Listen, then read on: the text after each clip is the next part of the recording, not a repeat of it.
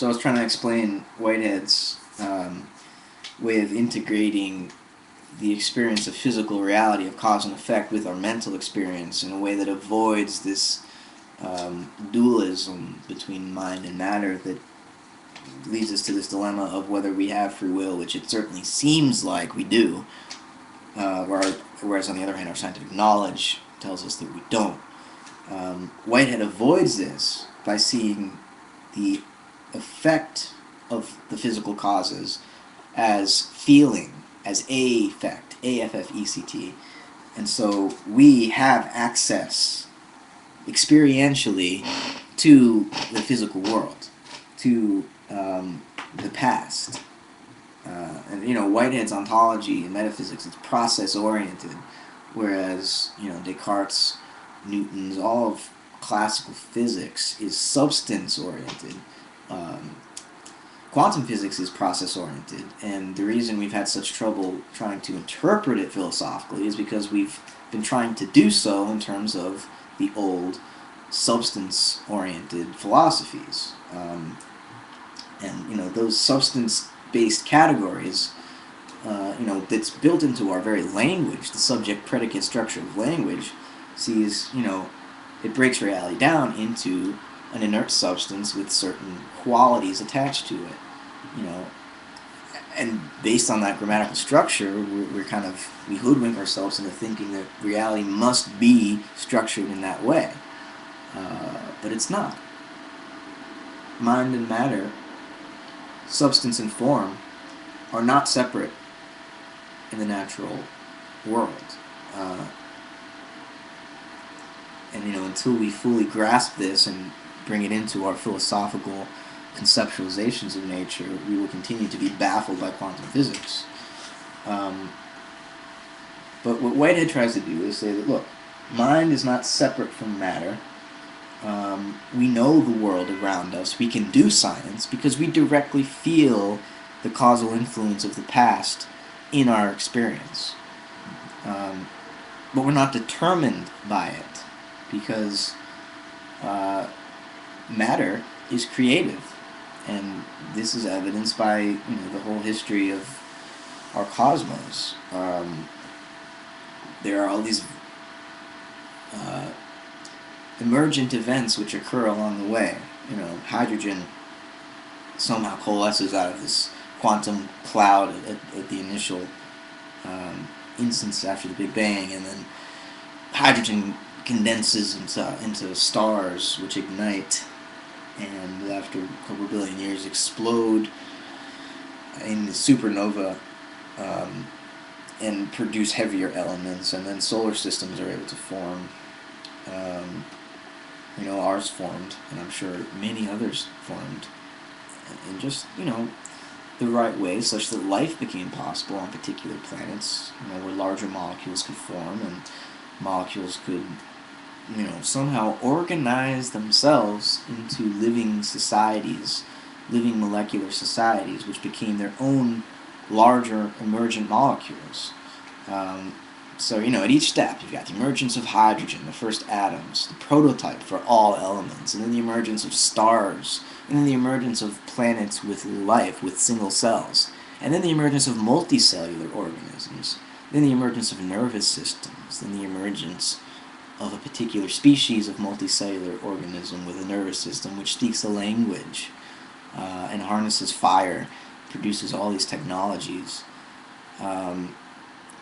This is not something that you would expect out of a universe controlled entirely by chance and necessity, by cause and effect. There's obviously, at least in my opinion, something else going on. Matter is inhabited by mind, and mind is forced to comply with matter. So, you have this relationship between not two separate substances, but two poles of the same process. And when you look at it this way, this paradox of free will, which we experience ourselves as having, and determinism, which scientifically we know must somehow be true, that just goes away because you see, yeah, it's both and. We are determined, but we also have the capability of making new decisions. We have the capability of harnessing creativity because as creatures, we are endowed with the same cosmic uh, progression which has produced all these novel emergences in the past. Um, so, creativity. Whitehead sees I mean, if you're familiar with Aristotle's four causes, Whitehead sees creativity as the basically equivalent to the material cause. It's really the origin of all things. It's what everything is made of and what continually makes everything. Because again, this is a process ontology. Uh, creativity is the material cause. The efficient cause is feeling. You know, atoms interact with one another because they feel each other.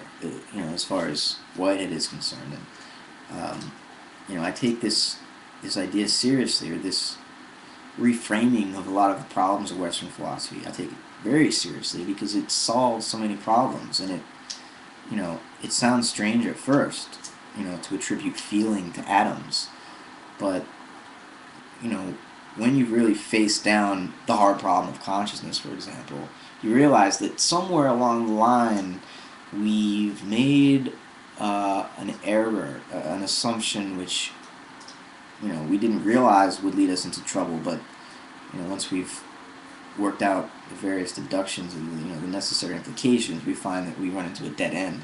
And the only way to avoid that dead end is to completely rework our metaphysical assumptions. And so, we shouldn't be afraid of metaphysics, I don't think.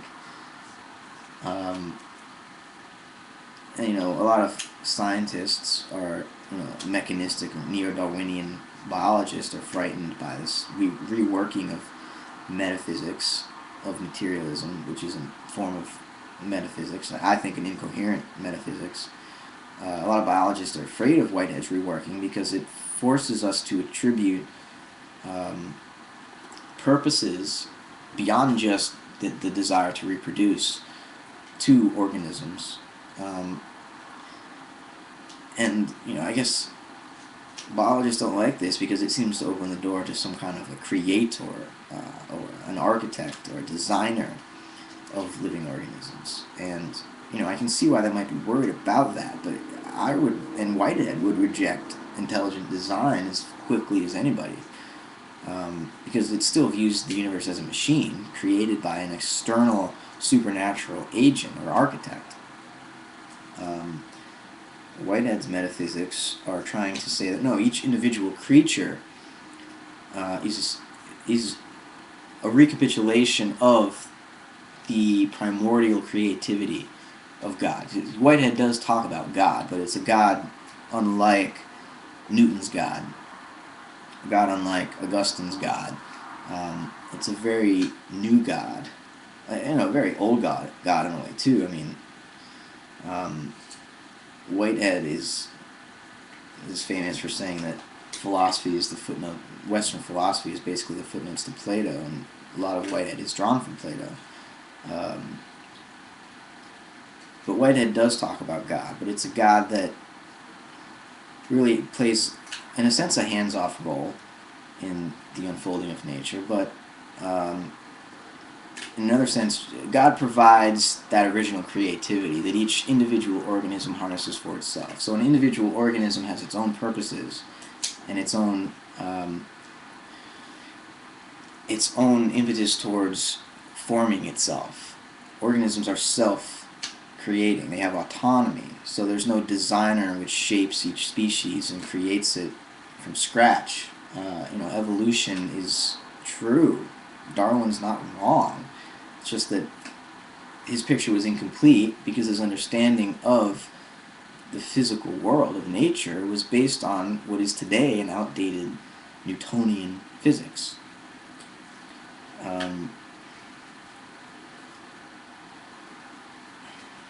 So Whitehead's God is, in a sense, immanent in the form of creativity, the creativity of nature itself.